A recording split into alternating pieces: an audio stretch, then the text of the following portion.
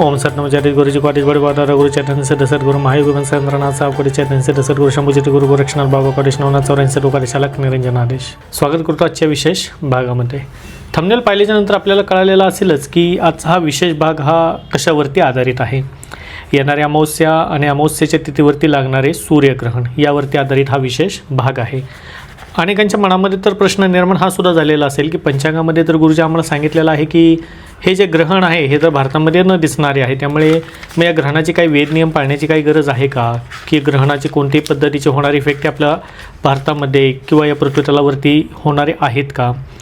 त्याचबरोबर ग्रहणाचे इफेक्ट कोणकोणत्या राशीला विशेषतः त्रासदायक असणार आहेत, ग्रहणापासून आपण कशा रीतीने प्रिकॉशन घेऊ शकतो, अशा अनेक नवीन प्रश्नावरती आधारित असलेलाच एपिसोड असल्यामुळे हा भाग संपूर्णपणे पाहण्याचा आवश्यकपणे प्रयत्न करावा. सर्वप्रथम आपण हे पाहून घेऊयात की हे ग्रहण नक्की येत कधी आहे. पहा, हे ग्रहण येत आहे दिनांक 17 फेब्रुवारी 2026.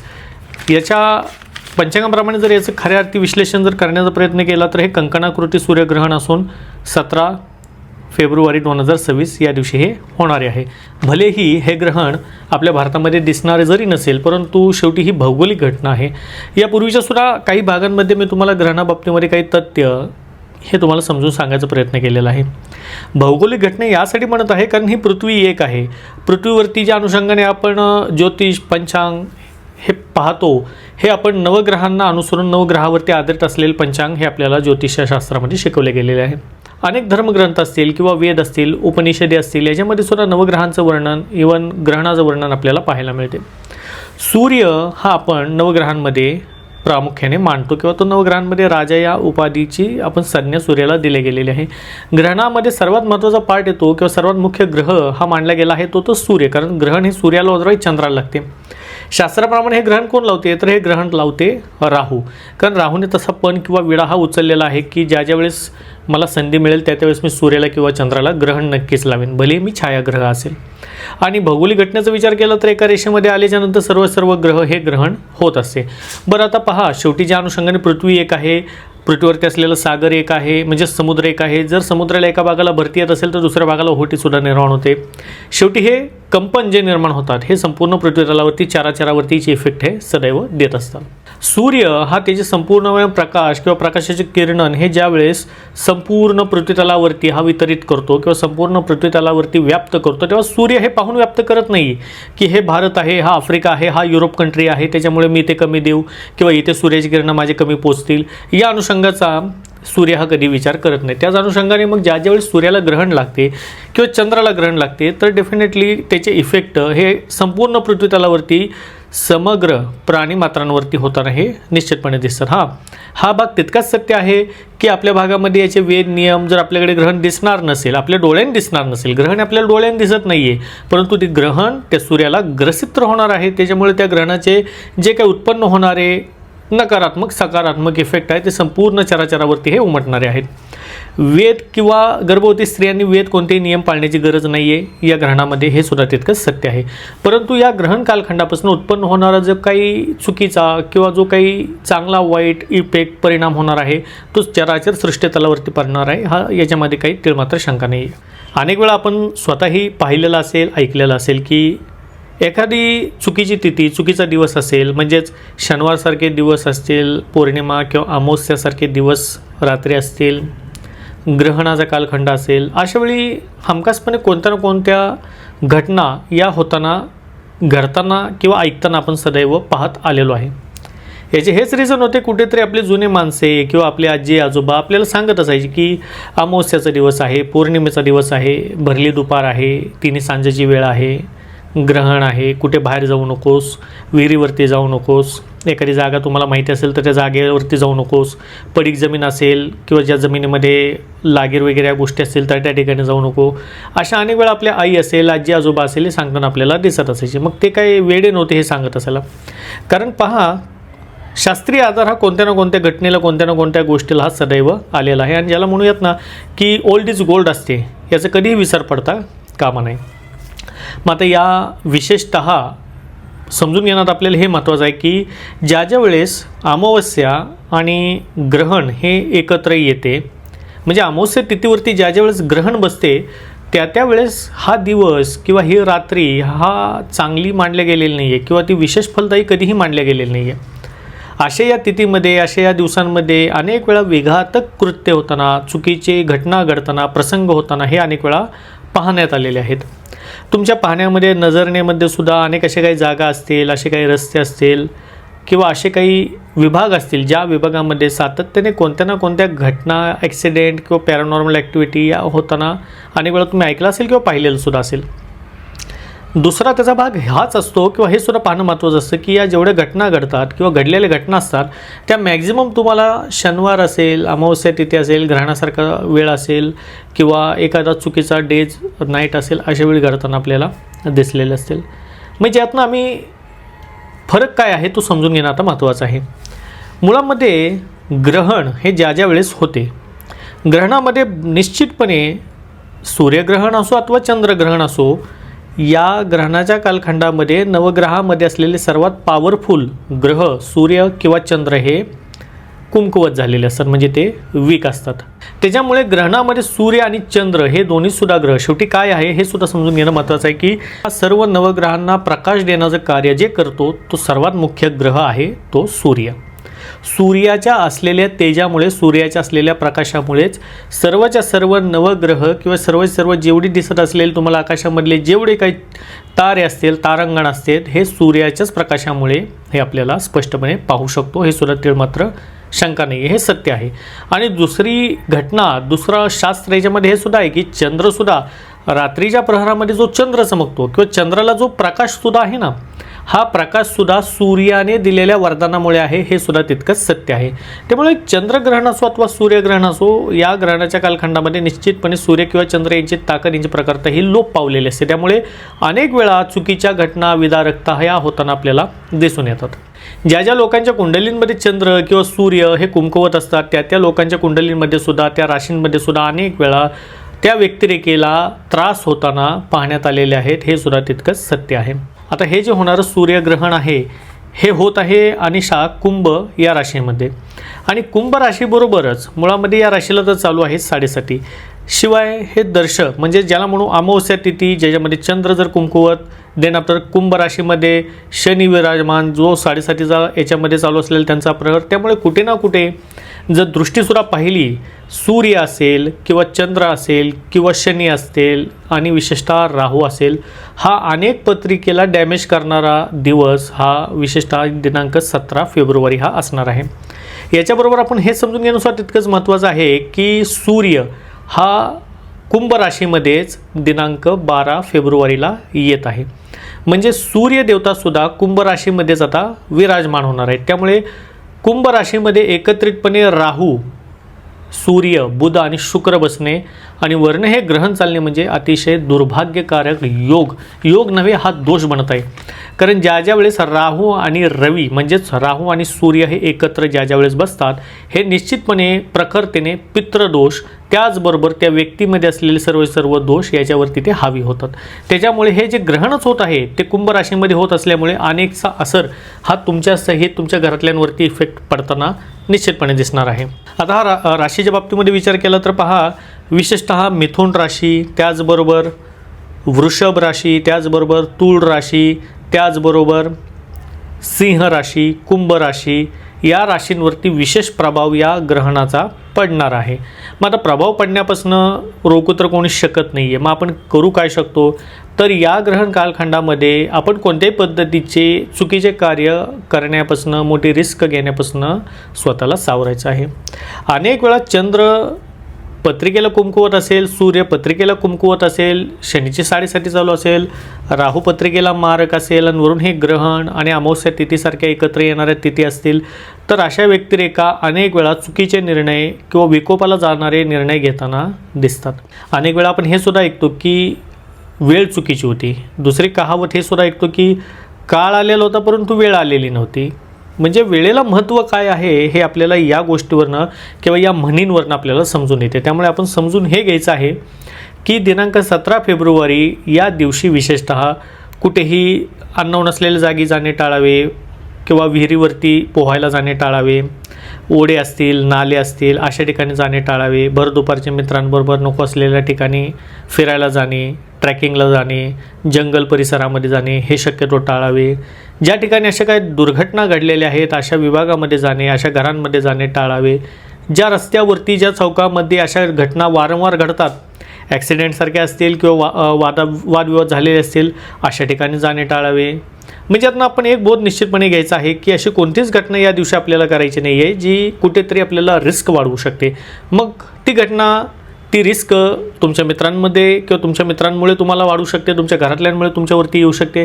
त्यामुळे बेस्ट आहे की हा दिवस म्हणजे सर्वतोपरी थंड डोक्याने, म्हणजे माती बर्फ जिभेवरती साखर घेऊन आपल्याला हा दिवस व्यतीत करायचा आहे. या अनुषंगाची भूमिका आपल्याला या दिवशी खऱ्या अर्थी जर घ्यायची आहे. बरं, आता ग्रहण कालखंड हा सामान्यतः विचार केला तर जे सामान्य व्यक्तिरेखा आहेत ज्यांचे फारसा काही संबंध देवधर्म किंवा साधना अनुष्ठान या क्षेत्राशी नसेल अशा व्यक्तिरेखेने तर निश्चितपणे प्रिकॉशन घेणे तर महत्त्वाचं आहे.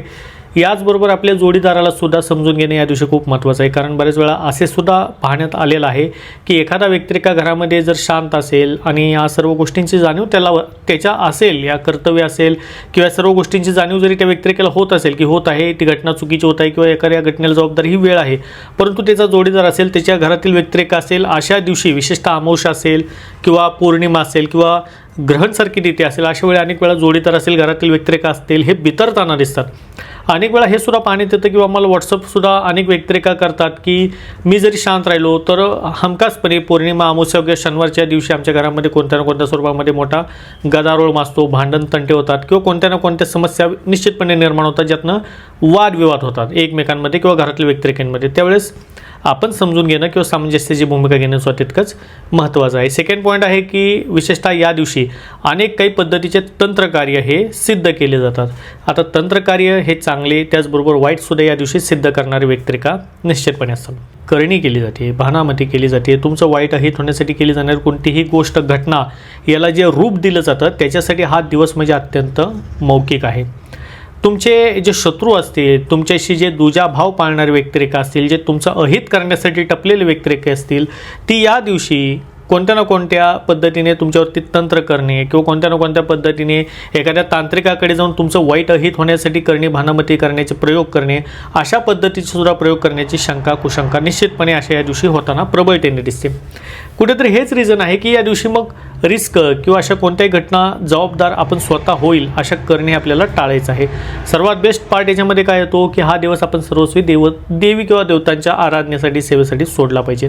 मग ही सेवा आराधना कशा रीतीने केली जाते? एक तर तुम्ही तुमच्या घरामध्ये बसून जेवढे साधना अनुष्ठान आजपर्यंत तुम्ही केलेले असाल, नामजप केलेला असाल, त्याचं पुनश्चरण करण्याची खऱ्या अर्थी तर ही वेळ आहे.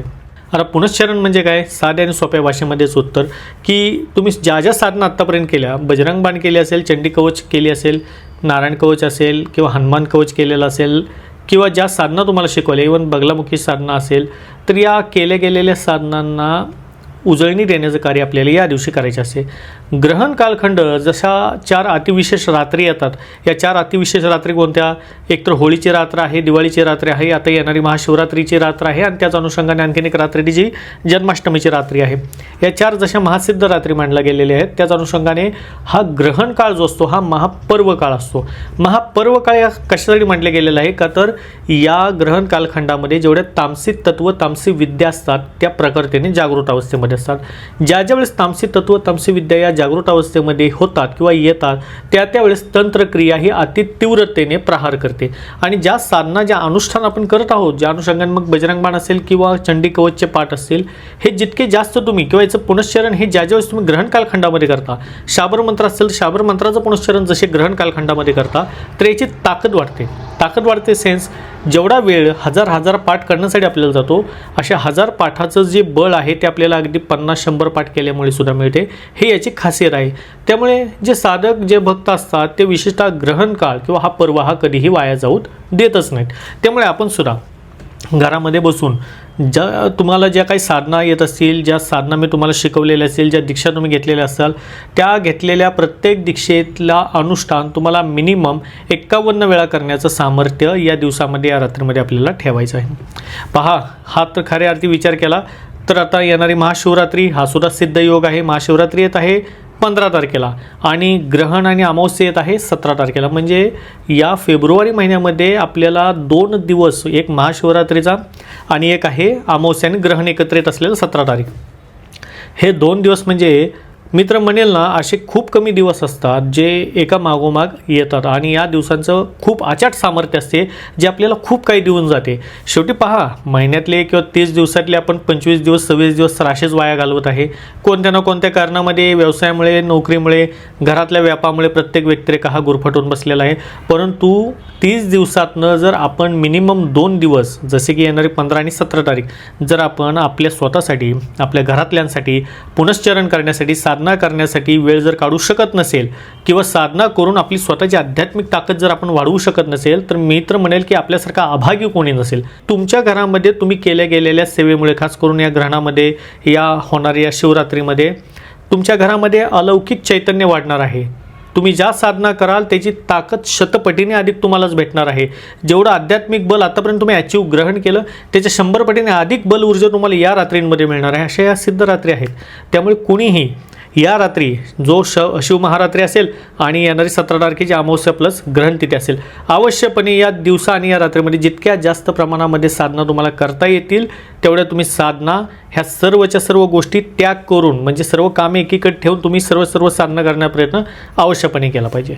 तुमच्यावरती, तुमच्या परिवारावरती येणारे कोणतेही मोठे संकट असतील ते टळतात. चुकीची होणारी घटना असतील ते टळतात. चुकीची होणारी वेळ असेल ती सुद्धा टळते. एवढी ताकद या साधनेमध्ये, देवी देवतांच्या ऊर्जेमध्ये, त्या वलयामध्ये आहे. मग अनेक वेळा काही व्यक्तिरेखा सुद्धा म्हणतात की गुरुजी, आम्ही अमुक अमुक साधना केली आणि अचानकपणे एखादी घटना घडली किंवा अचानकपणे काहीतरी आमच्या कानावर आलं. त्याचं हे रिझन आहे की तुमच्यावरती होणारी खूप मोठी घटना ती टळून गेली. त्याचं तुम्हाला प्रत्यय साधना करताना जे अनुभव आले हे त्याचं कुठे ना कुठे द्योतक आहे, हे समजून घ्या. आणि ज्या साधना शिकवल्या, ज्या अनुष्ठान तुम्हाला करायला शिकवलं, ज्या दीक्षा शिकवल्या, त्या अगदी अल्प पद्धतीमध्ये तुमच्याकडनं गुरुदक्षिणा घेऊन मी तुम्हाला शिकवलेले आहेत. याच्या उलट तुम्ही जर विचार करा, अनेक व्यक्तिरेखा अशा समस्येने ग्रसित आहेत ज्यांच्यावरती करणी भानामती झाली, कुणी कुणावरती तंत्र केले. अशा अनेक व्यक्तिरेखा, अशा अनेक घरं आहेत ज्या अशा या करणी भानामती केलेल्या क्रियेमुळे ग्रसित आहेत. ज्यांच्या घरामध्ये सुख नावाची वस्तू नाही आहे किंवा कोणत्या ना कोणत्या त्या आजाराने ग्रसित आहेत, कोणत्या ना कोणत्या वारंवार होणाऱ्या घटनेने ते ग्रसित आहेत. एखादा व्यक्तिरेखा ॲक्सिडेंट होऊन जरी पडला तर हजारो लाखो रुपयांचे बिल त्या व्यक्तिरेखेच्या नावावरती फाटतात. जर एखाद्या व्यक्तिरेखेला करणी भानामतीने किंवा मारणक्रिया केल्याच्यानंतर ज्यावेळेस एखाद्या रोगाची उत्पत्ती एखाद्या व्यक्तिरेखेच्या शरीरामध्ये केली जाते, संपूर्ण आयुष्य तो स्ट्रगल करतो आणि फायनलला कोणत्या ना कोणत्या चुकीच्या घटनेला तोच व्यक्तिरेखा बळी पडतो ज्याच्यावरती करणी भानामती केलेली आहे. मग लाखो हजारो रुपये घालवण्यापेक्षा जर तुम्हाला अल्प पद्धतीमध्ये ज्या साधना तुम्हाला शिकवल्या, त्या साधना तुमच्या कल्याणासाठी असेल आणि त्या साधना करून तुम्ही तुमच्या परिवाराचं जर प्रोटेक्शन करत असाल आणि हे नरपिशाचे जे आहेत, जे तुमच्यावरती, तुमच्या परिवारावरती भूतप्रेत पिशाचांमार्फत तंत्रक्रिया करतात, त्यांच्यापासून तुम्ही सावधानता, त्यांच्यापासून तुम्ही स्वतःचं रक्षण करत असाल, मग साधना आपण का करू नये? हे रिझन आहे की आत्तापर्यंत दिल्या गेलेल्या जेवढ्या साधना होत्या, ज्या तुम्हाला दीक्षा दिल्या गेल्या, त्याचे तुम्हाला इफेक्ट कोणत्या ना कोणत्या स्वरूपामध्ये आवश्यकपणे पाहायला मिळाले. त्या देवी देवतांचे ऊर्जा, वलय, आशीर्वाद तुमच्या घरामध्ये प्राप्त व्हायला तुम्हाला मदत झालेली आहे. आणि पहा, आम्ही जरी गुरु असेल, आमच्यामध्ये ना तेवढं सामर्थ्य आहे. मी वारंवार तुम्हाला सांगितलेलं आहे, आमच्यामध्ये कोणतंही सामर्थ्य नाही आहे. जेवढे सामर्थ्य आहे ते सर्व देवी देवतांच्या केल्या जाणाऱ्या साधनामध्ये आहे. ते सामर्थ्य तुम्हाला क्रिएट करावं लागेल तप करून. आणि तुम्ही जे साधना करत आहात ना, ते एक पद्धतीचं तप आहे. आम्ही निमित्त आहोत, आमच्या नाथांचे दास आहोत, भगवतीची कृपा आहे, त्या अनुषंगाने या सर्व साधना तुमच्यापर्यंत पोहोचवत आहोत. याच्या पलीकडे काही नाही आहे. परंतु जे साधना तुम्ही करत आहात ना, याला सर्वस्वी हे तप हे तुम्ही स्वतः तुमच्या घरामध्ये करत आहात. आणि ज्या साधना ज्या घरामध्ये होतात, निश्चितपणे यकीन म्हणा, त्या वास्तूसहित, त्या वास्तूमध्ये राहणारे प्रत्येक पुरुष असो, स्त्री असो, ते सर्वच्या सर्व हे पीडा बाधा याच्यातून अनेक वेळा मुक्त होताना हे आम्ही स्वतःसुद्धा पाहिलेले आहेत. आणि प्रत्येकाने त्याचे रिअलायझेशन किंवा त्यांचे अनुभवसुद्धा त्यांनी शेअर केलेले आहेत. आशा आहे आजच्या या भागामध्ये जे मी तुम्हाला सांगण्याचा प्रयत्न केला हा तुम्हाला समजलेला असेल. आणि ज्या साधना, अनुष्ठान किंवा ज्या दीक्षाप्राप्त आत्तापर्यंत तुम्हाला झाले नसेल किंवा तुम्हाला करायची इच्छा असेल, जो स्क्रीनवरती नंबर दिसत आहे त्याच्यावरती तुम्ही कॉल करून याबद्दल अनेक किंवा तुमचे विचार यावरती करू शकता. आजच्या भागामध्ये जो तुम्हाला समजून सांगायचा प्रयत्न केला तुम्हाला आवडलेला असेल. आणि प्रयत्न करा की दिनांक 17 तारीख, ज्या दिवशी अमावस्या आणि हे ग्रहण तिथी एकत्र येत आहे, थोडंसं सूझबूझ आणि सामंजस्याची भूमिका घेऊन थोडंसं विचारपूर्वक निर्णय घेण्याचा प्रयत्न करा. भांडण तंटे, वादविवाद, रागराग करणे, अभद्र वाणी घरामध्ये बोलणे आणि एकमेकांचा द्वेष करणे घरातल्या व्यक्तिरेखींनी हे मिनिमम या दिवशी तरी टाळण्याचा प्रयत्न करा. शेवटी काय आहे, अनेक वेळा चुकीच्या घटना ज्या दिवस किंवा एखाद्या परिवारावरती घडतात, त्या परिवारातल्या लोकांची जरी चुकी नसेल ना, परंतु ज्या केलेल्या करणी भानामती असतात त्या परिवारातल्या व्यक्तिरेखींना सुधरू देत नाहीत, एकमेकांना वारंवार एकमेकांवरती हावी होण्यासाठी भाग पडतात. त्यामुळे या सर्व गोष्टीपर्यंत लांब राहण्याचा प्रयत्न अवश्यपणे करा. अशा ह्याच्या भागामध्ये जे तुम्हाला सांगण्याचा प्रयत्न केला तुम्हाला आवडलेला असेल, चॅनलवरती नवीन असाल सबस्क्राईब करायला विसरू नका. भेटूया नवीन माहितीसह नवीन व्हिडिओमध्ये. सर्वांना सर नमोदेश गुरुजी को आदेश. अलग निरंजन आदेश.